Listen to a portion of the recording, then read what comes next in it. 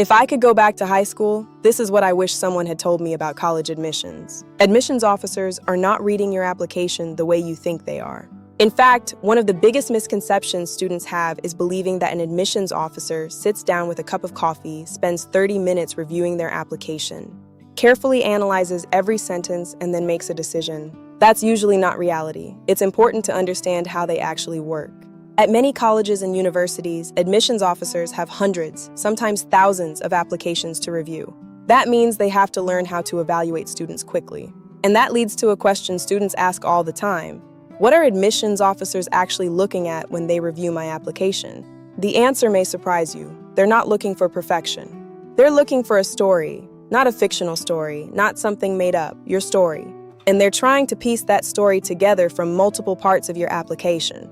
Think of your application like a puzzle. Your transcript is one piece. Your activities are another piece. Your essays are another piece. Your recommendation letters are another piece. Your awards, your test scores, if submitted.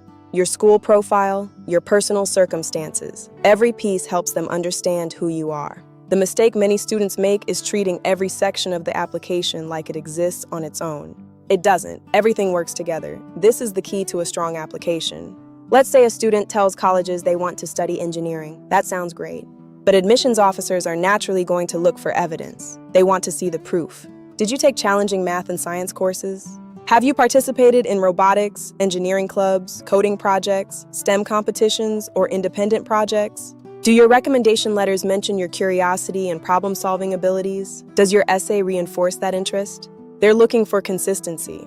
They're asking themselves, does the story match the evidence? The same thing happens if a student says they want to become a teacher, or a nurse, or an entrepreneur, or a journalist. Admissions officers are constantly connecting the dots. And here's something many students don't realize. They don't necessarily read your application from beginning to end. They often jump around. They may start with your academic information, then move to your activities, then jump to your essay, then go back to your activities, then look at a recommendation letter, then look at your intended major.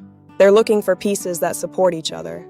Think about it this way. If your essay talks about a volunteer experience that changed your life, an admissions officer may immediately go look for that activity on your activities list. If your essay says you've been passionate about medicine since 9th grade, they may look for evidence of that passion elsewhere in the application. If your recommendation letter describes you as a leader, they may look to see how that leadership shows up in your activities. Everything is connected, which is why authenticity matters so much.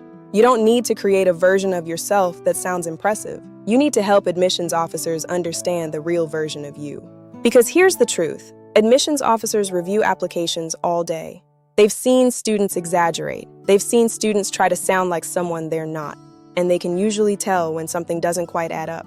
Another important thing to understand is context. Not every student has access to the same opportunities. And admissions officers know that. Some students attend large schools with dozens of AP courses. Others don't. Some students have access to expensive summer programs. Others don't. Some students have free time after school. Others work jobs, help support their families, or care for younger siblings. Admissions officers aren't evaluating every student through exactly the same lens. They're evaluating students within the context of their circumstances. That's incredibly important. Because success doesn't always look the same. For one student, success may be starting a nonprofit.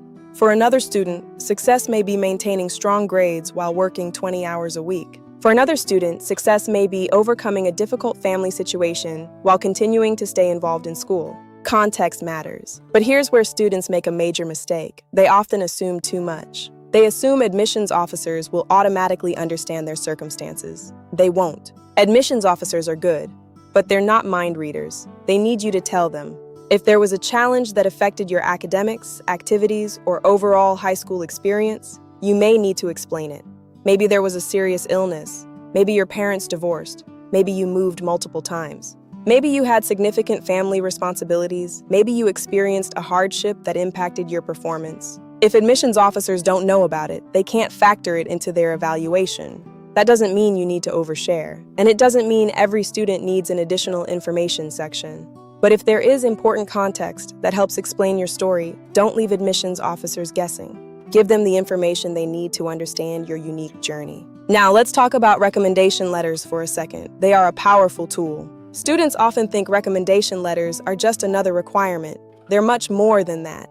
A great recommendation letter helps admissions officers see you through someone else's eyes.